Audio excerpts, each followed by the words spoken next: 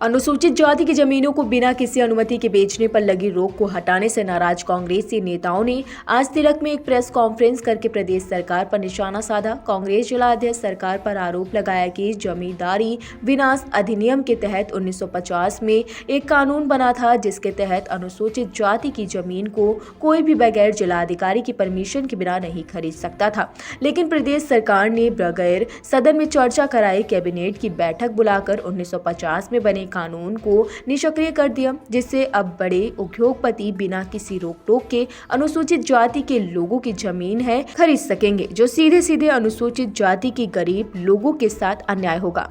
Bharat star news से संवाददाता विपिन राजपूत की खास रिपोर्ट। आज ये प्रेस कॉन्फ्रेंस जो है, तो ये भाजपा की सरकार के द्वारा अनुसूचित जाति के लोगों की जमीन को हड़पने का जो कुत्सित प्रयास किया जा रहा है, इसके परिप्रेक्ष्य में आज प्रेस वार्ता इस तिलक भवन में बुलाई गई है। पूरे प्रदेश में इस प्रेस वार्ता की जा रही है। जो जब कांग्रेस की सरकार थी 1950 में उत्तर प्रदेश जमींदारी विनाश अधिनियम बनाया गया था।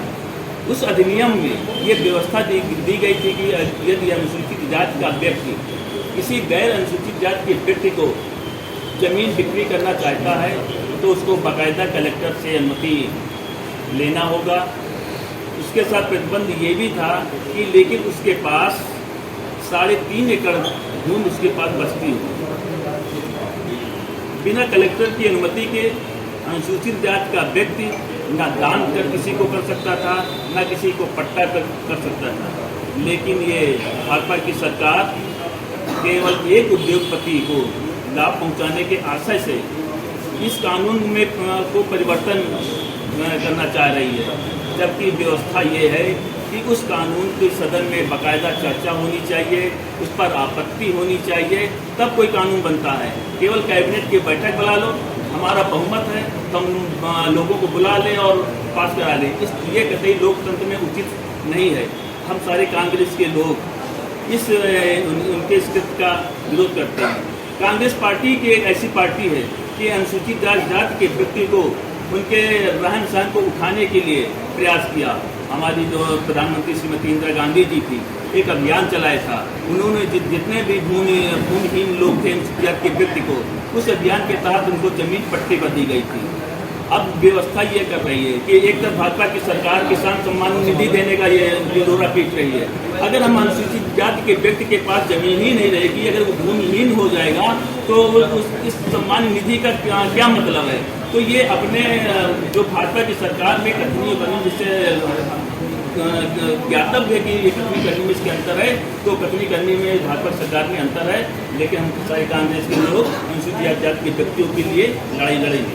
इस प्रकार लड़ाई लड़ेंगे, हम लड़ाई सड़कों पर लड़ेंगे, सदन में लड़ेंगे और संघर्ष करेंगे जब तक अगर उनके हितों पर कुठाराघात होता है तो हम लोग घर पर नहीं बैठेंगे।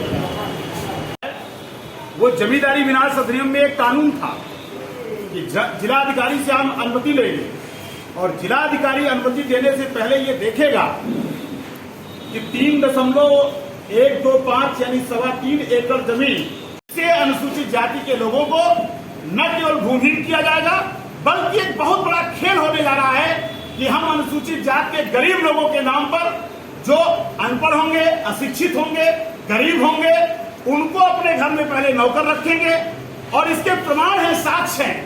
इस नाते से हम इस बात को कह रहे हैं और उनके नाम